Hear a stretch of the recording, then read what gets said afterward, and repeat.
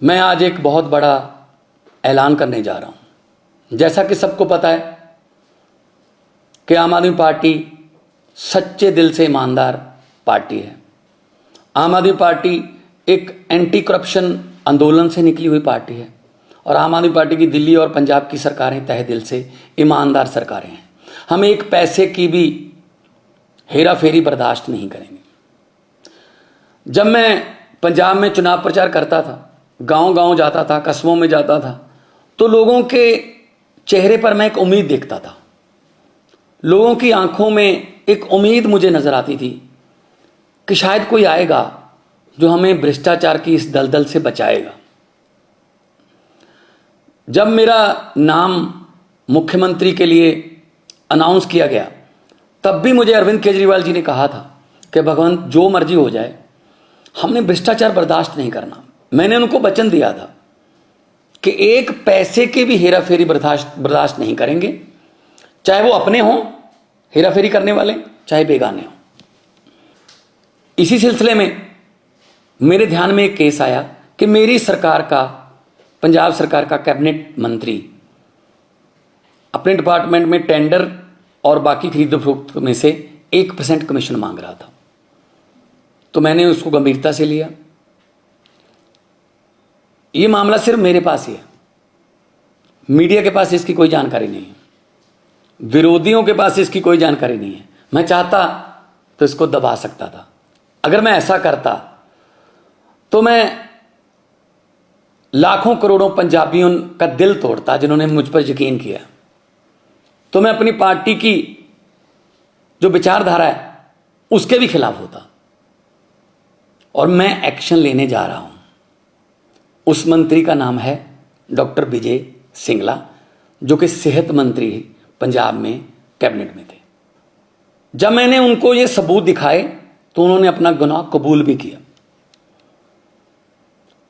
तो हम चाहे अपने हों चाहे बेगाने हों, जीरो टॉलरेंस है हमारी रिश्वतखोरी के खिलाफ। मैं सबको कहना चाहता हूं कि अब सिस्टम बदल गया है। चाहे आप अफसर हो, चाहे पंजाब में किसी राजनीतिक पद पर हो, चाहे विपक्ष में हो, चाहे सरकार में हो, अब सिस्टम बदल गया है। अब 1 रुपए की भी हेरा फेरी नहीं चलेगी। हम 1% लोगों का 1% पैसा भी बचाएंगे। लोगों की जेबों पर डाका नहीं डलने देंगे। और ये इतिहास में दूसरी बार हो रहा है। 75 साल इतिहास हो गया देश का, आज़ादी को बाद 75 साल हो गए। ये दूसरी बार हो रहा है इतिहास में। पहले 2015 में अरविंद केजरीवाल जी ने अपने फूड सप्लाई मिनिस्टर को 5-6 लाख रुपया ऑडियो पर मांगते हुए, उसी ऑडियो को सुनकर उनको मंत्रिमंडल से बर्खास्त किया और केस सीबीआई को दिया। और आज पंजाब सरकार ये फैसला लेने जा रही है।